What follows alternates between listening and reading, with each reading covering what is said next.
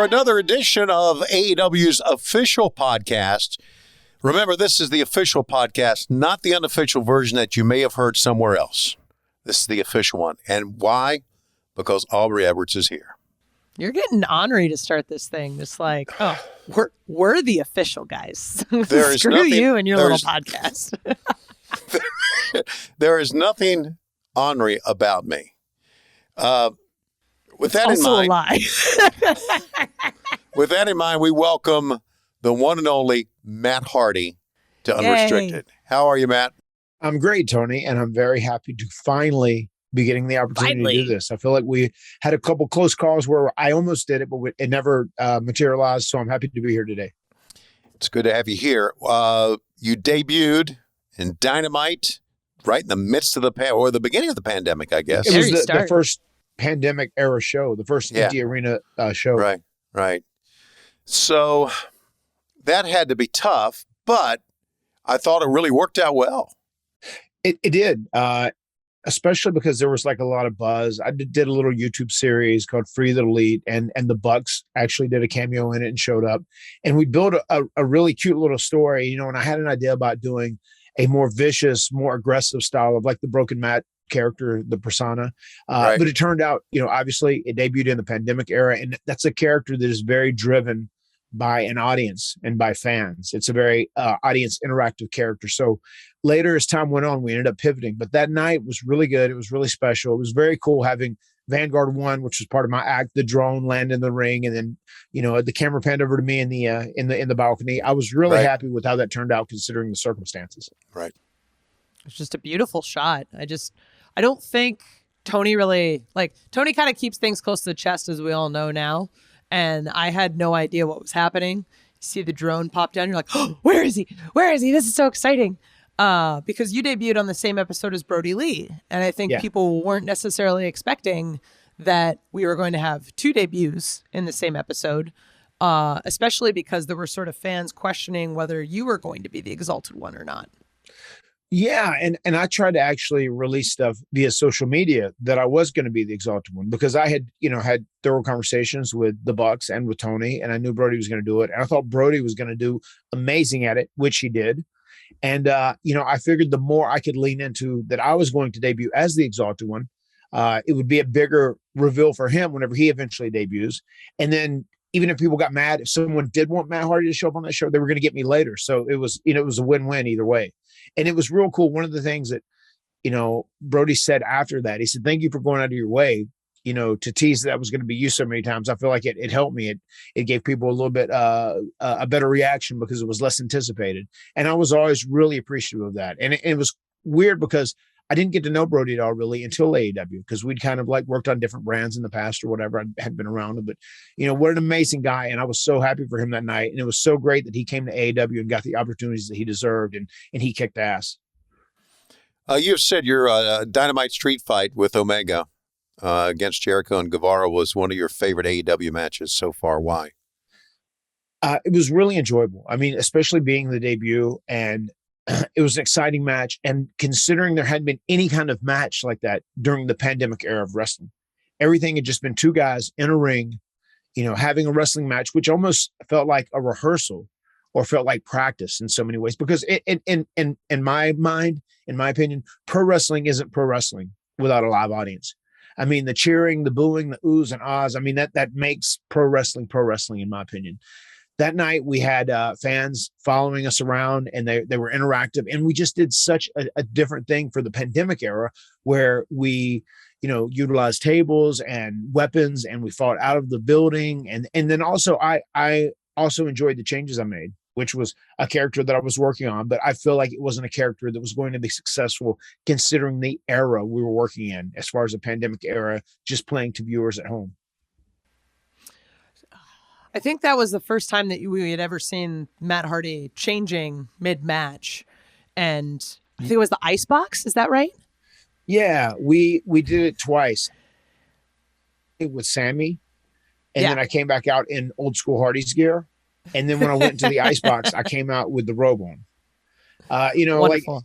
it was something, and I really enjoyed the thing at the Stadium Stampede with the Lake of Reincarnation. Is obviously a very theatrical aspect, and something I have learned by following AEW's audience closely. It's a very different audience than places I've worked at in the past. Impact's audience, for instance, they are a lot more accepting of things that are kind of like out of the normal parameters of pro wrestling. They enjoy that stuff a lot more. WWE even are a little more into supernatural stuff, their audience. But AEW Dynamite fans, they really like the realistic in-ring product of like old school pro wrestling where it stays within the boundaries of reality. And, right. I decided to work towards that. Right. So we worked towards Stadium Stampede at Double or Nothing in 2020, which was going to go down as one of the most memorable matches we've ever had. But for you guys, that was a hell of a long night of taping that and putting that together, wasn't it? It was. And I'm very proud of that match. And I'm so happy and thrilled that Chris Jericho is as well, with everything he's done in his amazing career. That's one of his favorite matches as well. And I think the circumstances, considering we were doing a cinematic match once again, and it was during a pandemic and we kind of had to pull it out of our ass the night before, it ended up being pretty amazing. And we also, I'm sure this has been documented already, but there was a rainstorm where we were paused for over an hour at one point. 2:30 in the morning. Yeah. Yeah. Yes. And then we went out and we were racing the sunlight to complete the match and finish the match, especially right at the end. It was like rush, rush, rush, go, go, go, go, go. And what's funny is I've done some of those here on my property like that. When myself and my brother did the Final Deletion match, we were doing the exact same thing. We were racing the sun coming up. Yeah. And that last spot was such a big deal with myself and Kenny, like up in the bleachers. And he gave the one-winged angel to Sammy all the way down through those tables. It was huge. And like we were rushing to get it done because we knew the sunlight was about to come out and we had to get the final shot of darkness with those fireworks and us celebrating at the end. So yeah, it was quite a high pressure situation, but I like working in those situations too. That brings the best out of you a lot of times. There was a lot of like very memorable moments in that match, and the filming of it is unique and historic and all these things. Is there anything in particular that surprised you when you watched it back? A couple of things I really loved how Chris Jericho leaned into the cinematic and also comedy aspects of the match. Like the thing he did with you with the reviewing of the call. I thought that was amazing. It added such a fun aspect to it.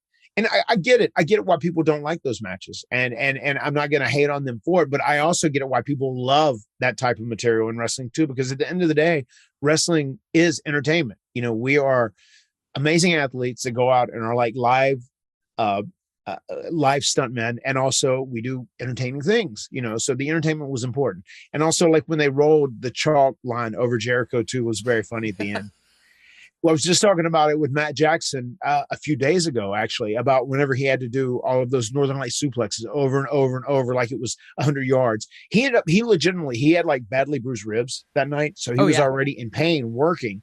He did it for almost like 40 yards of these Northern Light suplexes that they cut in there. And then at the very end, they needed him in the end zone. So they said, can you do 2 or 3 more, please? And he was like in such pain, but he like toughed it out and made it happen. Everybody worked so hard as a team, those 10 guys, to really make that pull together and come together and be something very special. We are talking with the one and only Matt Hardy, and you're listening to AEW Unrestricted. Tony and Aubrey with you. We have a question about you and Guevara and the Hardy compound and that entertaining match. But I want to go back. You mentioned Matt Jackson. You did some things on BTE that were incredibly entertaining. Where you would pause everything, and you would explain the terms in wrestling. Yeah. Did you come up with that, or did you and the Bucks come up with that together? That was some great entertaining stuff. Oh, thanks. Yeah, no, that was a Broken Matt creation, and then they were so cool because they're all on board with anything like that. That's one thing I love about the Bucks, and I love about Kenny. We have that in common for sure. Yeah, but like it was basically pause the multiverse, and then we would take an insider term, and then Broken Matt would explain it in a very Broken Matt way, and obviously say words in a very exaggerated, over the top way, and it ended up being pretty entertaining. So people seem to really enjoy that. Need more of them. I am all for it. Yeah. I still believe there is a way that we can do a version of Matt Hardy. We don't call him Broken Matt. We don't even reference to the Damascus thing. We have a more vicious Matt Hardy, which is a broken Matt Hardy, which is more primal and whatnot. And he can be serious and straightforward and vicious, especially now as a heel in the company. And then I think you could have fun bits like that on BTE because it's kind of like outside the box. It's almost for a different audience than our typical television product is. Right. I think Brodie was the one that had said when he was doing the ads for Chili's as the leader of the Dark Order on BTE, but on TV, he's this like crazy, menacing, like terrifying character. And it kind of goes back to the wrestling is like a buffet and there's a little bit of everything for everyone. So it's nice to have the different venues where we can be ourselves or be something else and totally different off of TV. So I absolutely love all of your work on BTE. It's been absolutely incredible. But that's my kind of stuff. Yeah. And I mean, I really think you hit the nail on the head there when you say that, because wrestling truly is a buffet for many different people. But I think one thing I've learned, I feel like WWE over the years, the reason AEW is experiencing so much success now, as opposed to WWE, and people are putting them in the same conversation, even though AEW has only been around for 2 years, is because for the longest time, WWE, they kind of had fans invest in watching their product, but they didn't give them the proper payoffs. And fans just felt like, well, if I watch, I'm not going to get the proper payoff. And I feel like AEW does that time and time and time again. And a lot of that comes from Tony Khan, because at his heart, he is a diehard wrestling fan, and he's very much on the pulse of what wrestling fans want in 2021. So I feel like the majority of fans that watch AEW are people that truly love pro wrestling and feel like they want to be rewarded and they want to watch these stories play out. They want to watch the culmination of a big feud or culmination of a big rivalry, and AEW going to get that. But sometimes those fans also don't dig the out of the realm of realism stuff, like supernatural or, magic stuff, or just silly stuff, even like when Jericho and MJF did the whole dance routine. But I feel like that is part of pro wrestling. And if there are ways you can incorporate that in certain elements and certain environments. And I feel like BTE is the way that works in this day and age. And that's a good place to do that. And it helps get characters over. It helps get some stories over, but on our TV, the audience that watches our show, they really want to see straightforward, based in reality pro wrestling. We're talking with Matt Hardy. Matt, I want to talk about the match at the Hardy compound, putting that together.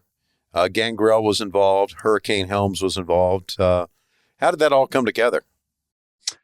That was great. First and foremost, I want to say I'm very thankful to Tony Khan for letting that match happen, because obviously we had All Out, where there was the injury and the match ended up being shortened very quickly. Right. So we got to have a good official blow off to our match. And then we did it in Hardy compound style, which I know my diehard core fan base really enjoyed always. And then we also got to culminate the Matt Hardy Sammy Guevara feud in a very big way. Right. So we talked about doing it, and he'd been up for doing it, especially considering we're in the midst of a pandemic and you kind of had to be creative as you were doing things in a pandemic. Right. He came up, I pitched him the idea of using Gangrel, because I was looking for someone, long story short. So Hurricane Helms was in an episode of a WWE Network special that was going to be a regular thing, but like a lot of things there, it ended up falling off the cliff and just didn't happen. Right. So he got kidnapped at the end, and we'd had a story planned out. And I was like, what if we merged that story and somehow we rescue Helms, Hurricane Shane Helms on this AEW programming? I said, I've got to find someone who would have some sort of reason to do it, that is a free agent, that is available, that's not an AEW roster member. And Gangrel ended up who it ended up being. Obviously we have a past. He was one of our early mentors. And then we kind of wrote it into the Broken Universe canon, I guess, or lore, that Gangrel helped Sammy at the very beginning, which was totally fabricated, but it was part of our story. That Gangrel, helped Sammy Guevara out, and he was always loyal to him, where I was not. So that's why I was there. And we were able to throw that Shane Helms cameo in as well, which was a very cool thing for the match. And then also we tied up that story, which I know a lot of people thought that was really cool, that it crossed over different promotions, and we got to finish it in AEW. So that was a lot of fun. But basically with that match, I tried to do a throwback to some of the old deletion matches here at the Hardy compound, have a lot of fun moments, have some comedy, have some insider references and whatnot to try and pop the people that enjoy that type of wrestling. And at the very end, I wanted to get very serious and very vicious and almost like pay Sammy back for everything he did to me. You know, he did the chair way through and legitimately split my head open. I was able to hit him in the head with a chair. Workingly, mine was very safe though. It was very safe. Yeah, very safe. And then like the spear that he did where I'd got knocked silly at All Out, we were able to do that, and I did that to him as well. And then I ended up finishing up with a concerto. So it was real vicious, and I felt like that was a good finale for the broken mat part of my run, because I knew I was getting ready to start doing big money mat, and I thought that's a great way to have the strong win and then almost brag that like I elevated you, Sammy, because I'm this veteran, I'm this legend of wrestling. You know, now take what I've given you by destroying you and killing you and make the most out of it. You know, and that was kind of like my segue into starting to sign Private Party and take a percentage of these guys and HFO, Hardy Family Office, big money mat character. Yeah, and We're learn talking, learn how to work without hurting somebody. Seriously. Well, that was a big that was a funny, weird theme of our thing. It was almost cursed. You know, Tony Khan said that a whole lot. And like Sammy, bless his heart, he's a sweetheart, a great guy. I know the chair thing he felt really bad for. Sure. The thing that happened at All Out, not his fault. If anybody takes the heat, it's me. And, fortunately, I ended up being A-okay from all that. Mm-hmm. But it's one of those things we just kind of had like a cursed feud. So I hope maybe when it's all said and done, maybe him as a babyface and me as a heel, we can have a match and go out and kill it, and everything will not be cursed. We'll take the voodoo off. Seriously, let's hope, because that was a scary moment. I thought you died briefly. So I'm very happy that it all worked out and everything is for the best. We're talking to Matt Hardy here on AEW Unrestricted, Tony and Aubrey.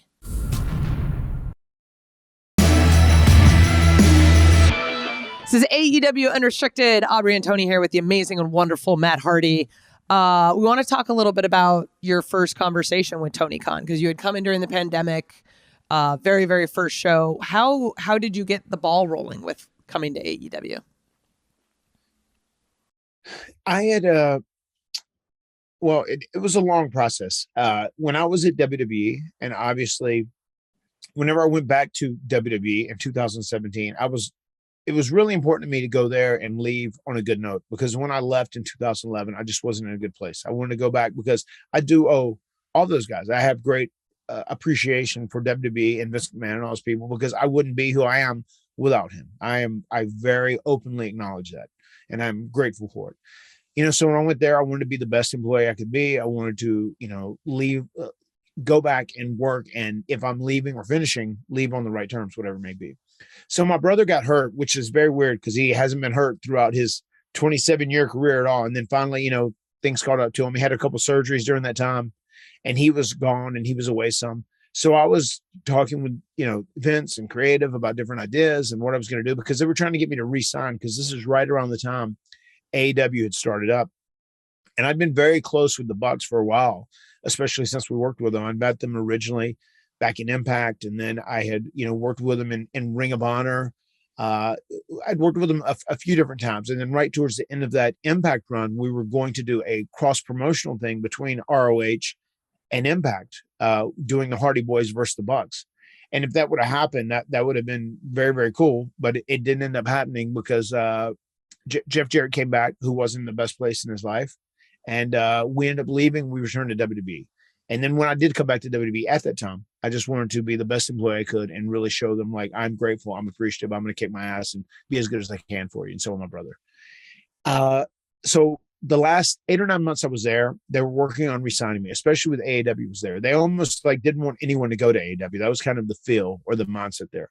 So they offered some good deals, some good money. I said, but it's very important to me that I know that I'm going to be okay, that I'm going to be treated appropriately as a wrestler, because there's just kind of this thing there with Vince and like older wrestlers. He just feels like they're done, even if there's things they can utilize. And I think Tony Khan does a masterful job of putting older guys into certain positions where they can succeed and you can optimize their efforts and their talents.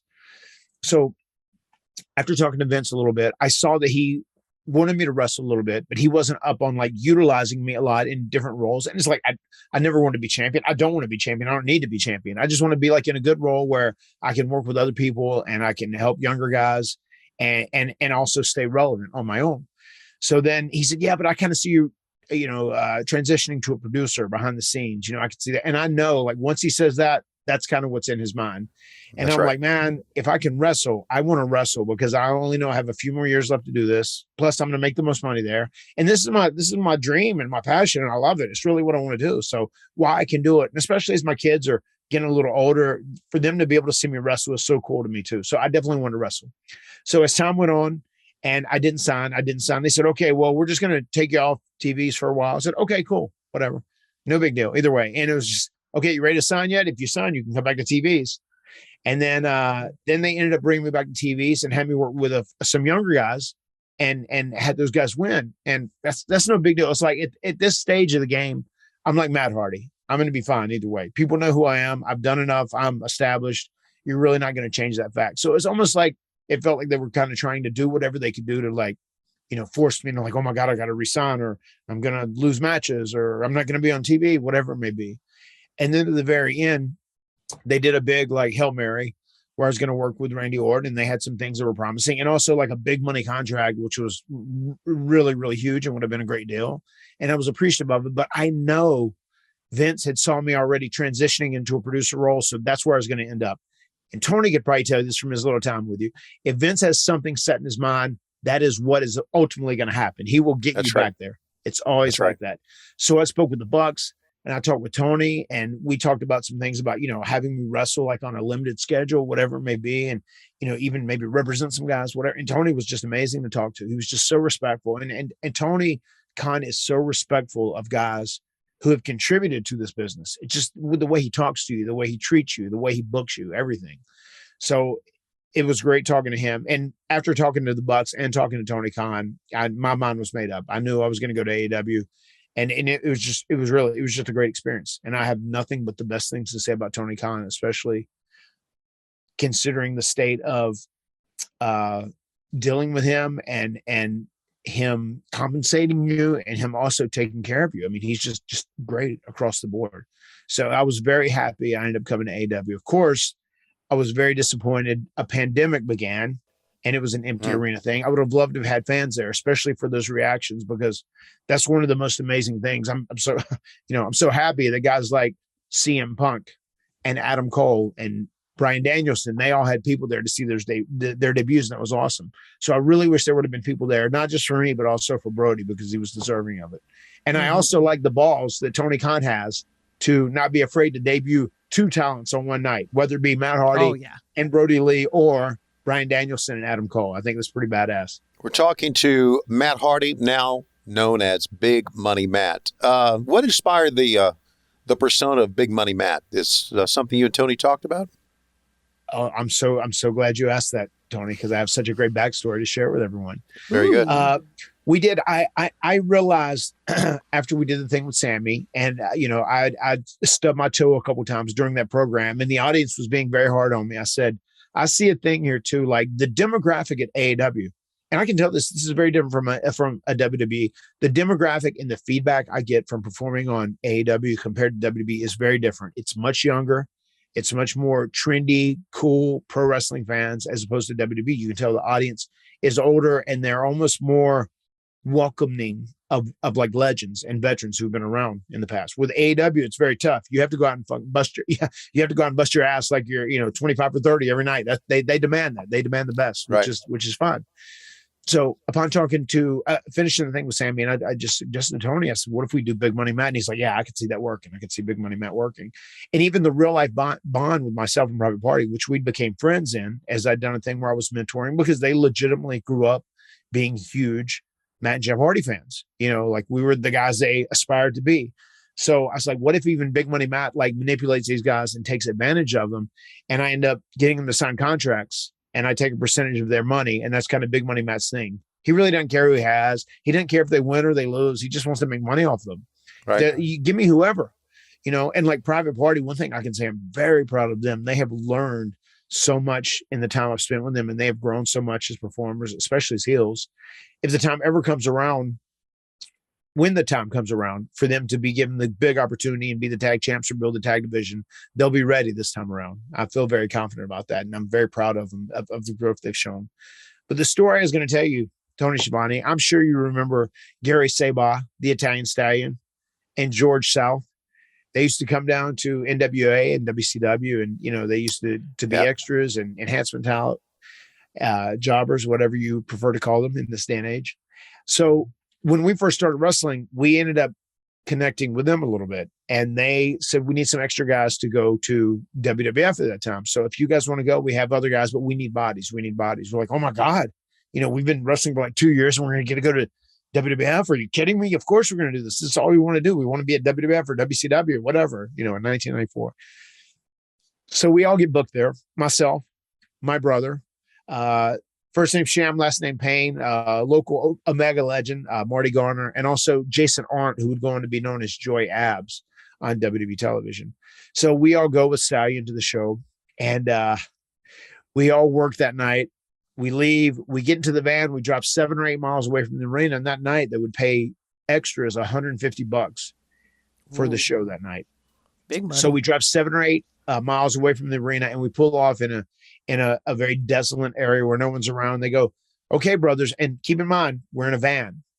There's 14 or 15 guys. They said, all right, brothers, if you guys want to go to the next town, we're going to need $100 for a booking fee of that $150 each of you made tonight. What? And then we were like so excited just to be going to WWE. We're like, oh, okay, sure. Here you go. So here's 100. So we would work 3 nights back to back. We would do Raw, we would do Superstars, and we would do Challenge. And where we'd make $150 a night, typically you would go home with $450. We went home with $150, and they went home with $300 of each of the 14 or 15 guys. Wow. And that was kind of their gig. That's what they were doing at that time. So Yeah, that was carny. was the inspiration behind Big Money Matt. And then they took 66%. Maybe I should have made my number higher than 30. You should have. Did you not learn? Yeah. I don't know when this was, just to add on to that story. I don't know when this was, but it may have been at the beginning of the Big Money Matt. I dropped the name on a recorded show. I think it's when we were recording. I can't remember. I dropped the name of Gary Sabah, the Italian Stallion, or Gary Cortinelli, or as I call him, Shyster. I dropped his name on a show, and Tony Khan called me on it. He says, we're going to need to edit that out. That's too inside baseball. I went, damn it. I was getting ready to shit on the Italian Stallion, and I didn't get to. But George South was involved in that? He was there. I mean, wow. Stallion was the ringleader. George, we have talked, and it made. We're fine. I see George, and I like interacting with George. And I don't know who the official ringleader was, but those 2 guys were the guys in charge. Yeah. So he was there, but Gary was the guy that was the ringleader. Well, I'm surprised that Jesus didn't intervene with George and tell him not to do that. Well, maybe great. He did. That's a great story. Maybe Jesus saved him, and he's a different man now. Well, the good news is, Matt, look what you've become in light of all this, right? Yeah. And going back, even when I talk about those guys, I'm thankful for those guys, because if they hadn't have given us that opportunity to go, we would have never got a foot in the door.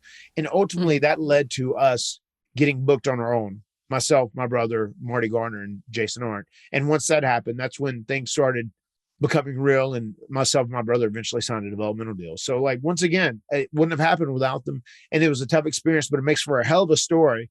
And it also makes for a hell of a gimmick in Big Money Matt as well. Yeah. We are talking to Matt Hardy, learning lots of inside baseball during this episode of AEW Unrestricted. And coming up, we got lots and lots of fan questions.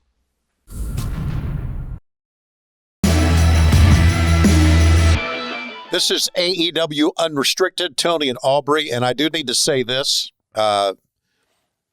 If you ever want to see the greatest tag team ladder match of all time, watch the Hardys against Edge and Christian from Cleveland. How have we not talked about this yet? Oh my God. I don't know. It is spectacular, Matt. It really is. It's one of the great matches out there. It really is.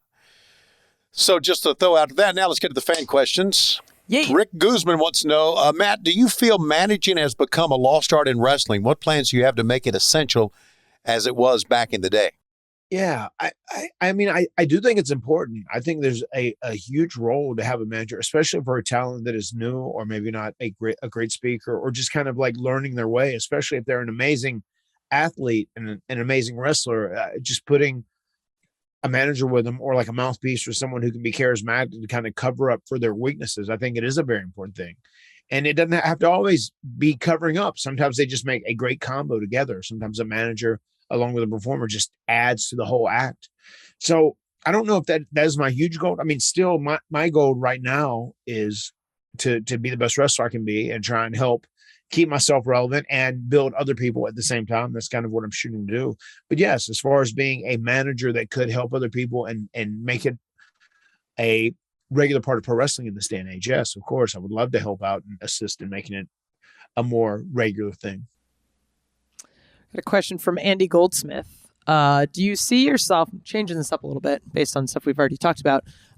Do you see yourself bringing more cinematic matches into AEW? And more of us miss them, more than you know. And also, please talk to Jeff about coming over and joining the AEW family. I would love to go out on the same note like we came in as a tag team. Like have the Hardys work with the Bucks, and Hardys versus Lucha Bros, Hardys versus FTR, and the Hardys versus Private Party.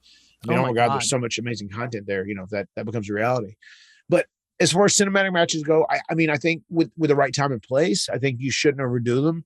And cinematic matches aren't really the AEW thing. I mean, I think that's kind of like, you know, my stance on that right now. I think the diehard AEW fans, you know, aren't massive fans of the cinematic matches. And if you do cinematic matches, I feel like they want them more straightforward, almost like the one that Sting did that time. I'll tell you what, I think at some point, if we could get to a good, comfortable place of like maybe a more aggressive form of broken Matt Hardy or whatever, more vicious, more, you know, more primal, I think a cinematic match with broken Matt Hardy and Sting with a very serious note would be very cool. Yeah, I think that would be fun. I agree. That would be fun. Wow. Let's see. What do you feel has been your best match so far in AEW as Ted the Hillbilly Heel? There are a few matches I like a lot. I really like my last match my first big match with Orange Cassidy. You know, I know we've got that thing going on, and I also, you know, I hate to admit this publicly, but I'm a pretty big fan of his character, even though professionally I don't really like it. Privately I am maybe, but no, I enjoyed that match. I enjoyed my match with Christian, and I thought that was fun that two old timers were able to go out there and work against each other and have a pretty good deal. The first tag match that I had, as we talked about before, with myself and Kenny versus Sammy Guevara and Jericho, that match is very special to me. The Stadium Stampede match obviously stands out as being one of my favorite matches. That's one of my favorite cinematic matches of all time. And I thought that was amazing because we had 10 people in it and there was just so much going on. It was just so overflowing with entertainment. I love that. And I also enjoyed my, the Elite Deletion with Sammy as well. That was very cool that we got to do that here at the Hardy compound. Got a question from Hot Cheetos and Takis. Asks, describe the Hardy family office group members in one word. Interesting. That's a good question. Mark Quinn, crazy athletic. Isaiah, improvement. Who do we have there? Butcher, huge potential. Blade, yes. Extremely great. And Helico, very underrated. Jack Evans, I almost feel like I'd say bad rep at first. I feel like Jack sometimes has a you know, fans give him a hard time because he tries a lot of stuff, and if something doesn't work perfect every time, but Jack is an extremely hard worker, and he tries really hard, and every time he's in there, he always does something that is really cool that makes you go ooh ah. So I like being associated with all those guys. Oh, and there's one more person, Bunny, and then Bunny, I would say lunatic. No, go ahead. I'm sorry. Yeah. Well, yeah, we'll hit that. We'll say talented lunatic. Yes, very good. All right, I've really got to ask this one because I didn't know you were into this, Matt. But Brandon Austin wants to know, what was the hardest part about 100% completing Red Dead Redemption 2? The hours put in or getting gold medals on every mission? I've never played Red Dead Redemption. Okay. So Brandon Austin, what the hell? Okay. Yeah. Jeez. He threw you a curveball there. He threw me a curve. Well, I can answer that. I only know old school stuff, Tony. Yeah, the Atari 2600 or the first Nintendo stuff. Ooh. I used to play Pitfall. Really? Okay. All right. Hubert was great. Well, Brandon, he doesn't know, but I can tell you it's the hours put in. So there you go. There you go. All right, go on. Go ahead, Aubrey. Tony Schiavone, there we go. Robert Bobson asks, what would be your dream retirement match? And what do you want to be remembered for in wrestling? Maybe even a dream retirement match would maybe be something against Kenny Omega. Maybe I could see that. I've never got to do it one-on-one with Kenny Omega, and I think he is absolutely one of the most talented guys alive. Even more than that, I would maybe even say a better retirement would be myself and my brother, if that works out in the future, versus like the Bucks or one of the current tag teams. You know, I would definitely like to end on that note for sure. Like that's how we came in, and I would kind of like to go out that way. The other part of the question was, what do you want to be remembered for in wrestling? Yes, that's right. I almost want to be remembered for just being one of the most passionate wrestlers of all time, because I am. I'm one of those guys who I love this. I grew up a huge fan, and I was able to do it. I was able to achieve some success, and I've always been very passionate in everything I've done. And I also want to be remembered as being a fearless wrestler, not necessarily from the aspect of like taking chance and taking risk, even though I have done my fair share of that. Fearless from a creative aspect, about not being afraid to try different things. And sometimes they work and they're a huge hit and a huge success. Sometimes they don't, and then you go back to the drawing board. So I would like to be remembered for being a fearless competitor, especially from a creative aspect. I'll take somewhat of a physical aspect too, athletically, but then also, just being a very passionate wrestler, one of the most passionate wrestlers of all time. All right, let's go to Annette Boyer. This is completely different than what we've been talking about, but it's very, very important. What is the greatest joy? What's the greatest joy you have in being a husband and a father? Oh my God. I mean, it's just I have to live forever for my children. They make me want to be I have to be immortal. I have to become a vampire, so right. They really motivate me to be better. They motivate me to take better care of myself. And they literally, it's insane how much they motivate you to just be the best you can possibly be. And I really do. I want to spend time with my children as much as possible. I want to watch my children grow up. I want to enjoy them at every different stage and phase of their childhood. And it just really, it's the most rewarding thing I've ever done. To know that you have created this little child that depends on you for every single aspect of their life is just such a huge responsibility, but it's also the most rewarding responsibility ever. So my children are the greatest thing that ever happened to me. And they also inspire me more than they'll ever know. And I hope that one day they can love me as much as I love them. I loved watching your deletion and seeing your little boy there at the very beginning. I was like, oh man, this is absolutely great. Fantastic question from, in case you missed it, you've been very open about your children and family involvement in the business, and dad is your best gimmick. Do you think you'd ever run your own promotion as a family business? I used to do that back in the day before I had any idea what I was doing. There was the old Omega promotion that was very famous. It was the tapes got traded quite a bit. I think Tony Khan ended up grabbing some Omega tapes back in the day, tape trading. Not surprising at all to hear. Here's a very funny story for you. And Tony Schiavone, I'm sure you know the Raging Bull, Manny Fernandez. Sure do. I've been working with him in the past. I've got a great story for you. Okay. On the second show we were promoting and running, and this is back in 1994. So early on, we were just new. We still didn't know what the hell we were doing, obviously, but I was the promoter. I was the one who had 3 jobs during that time when I was starting to go to college. I would rake pine straw. The Hardy compound's a big acre. It's full of pine trees. I would rake pine straw and sell pine straw per bale. Okay. And I taught myself how to sew. I got my mom's little sewing machine, dusted off, and taught myself how to sew so that I could make our own tights and own gear for myself and Jeff, because we were 2 broke kids from the middle of nowhere, North Carolina. And then I started making gear for other guys locally in the area too. So I do that to make money. And then I would try and sell enough sponsorships to whatever venue we were going to go to, whether it be Southern Pines or Sanford, North Carolina. We had 2 towns we ran in the beginning, where that I would have enough money to pay the boys a little bit and then also make some on the side. So that was kind of my 3 jobs at that time, as I was also going to college. Wow. So this second big show that we were having, it was in Sanford, North Carolina.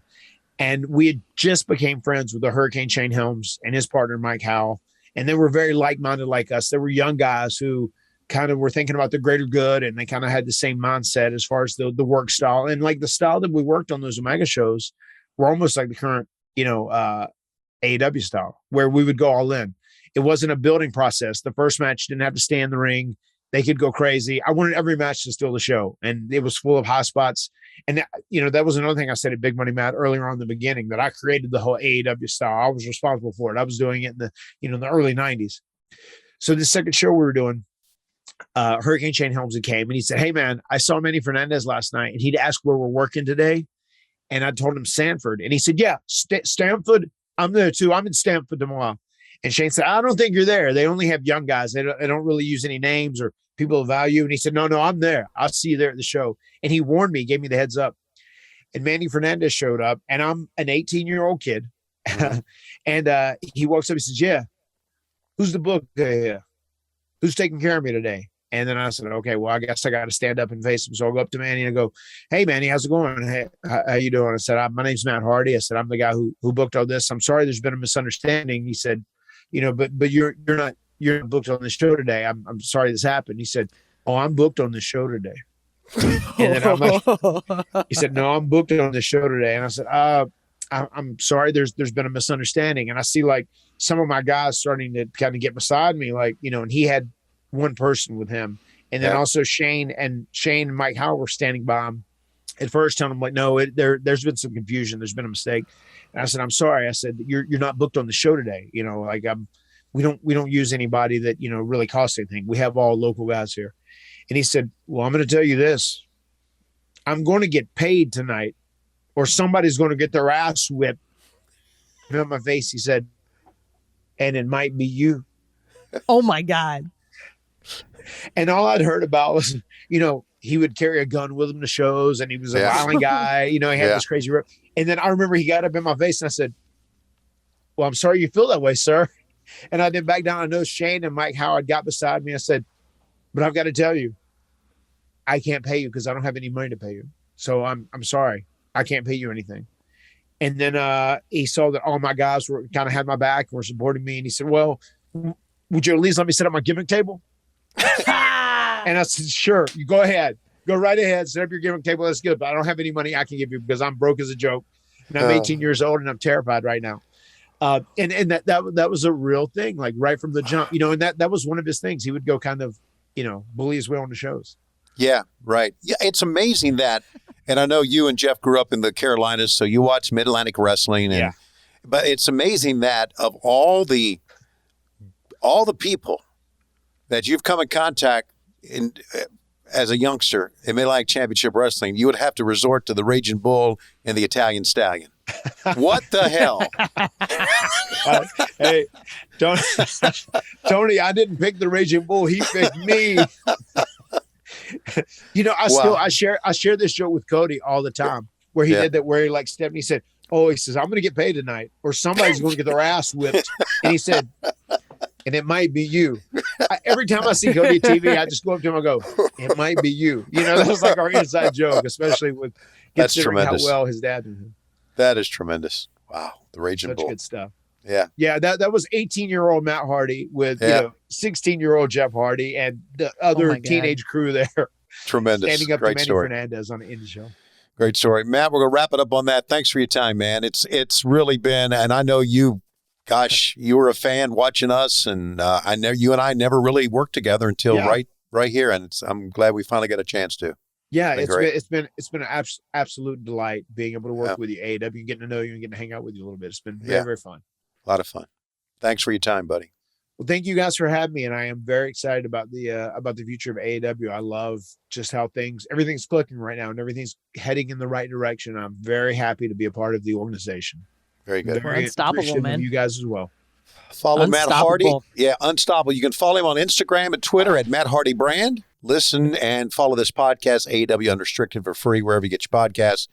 Don't forget, we got the video episodes on YouTube. Just search AEW Unrestricted. You can leave us, if you like, a comment that I will not read. Guaranteed. Okay. And don't forget, Aubrey. We've got lots and lots of shows on TV. We've got Dark Elevation Monday nights. We've got Dark on Tuesdays. Both of those are on YouTube. We've got Dynamite on Wednesday. We've got Rampage on Friday, both of which on TNT until Dynamite moves to TBS on January 5th.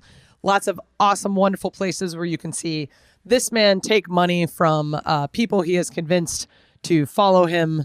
It's great. Matt Hardy, thank you so much for being here. We really, really appreciate it. Very happy that we finally got to do this. Yeah, I am too. I'm very happy to be here. It was absolutely wonderful. Yes, thank you guys so much. It was very enjoyable. And to all the AEW fans out there, thank you for putting up with my old ass. I appreciate you. I am Aubrey Edwards here with Tony Schiavone. Thank you so much for listening to AEW Unrestricted.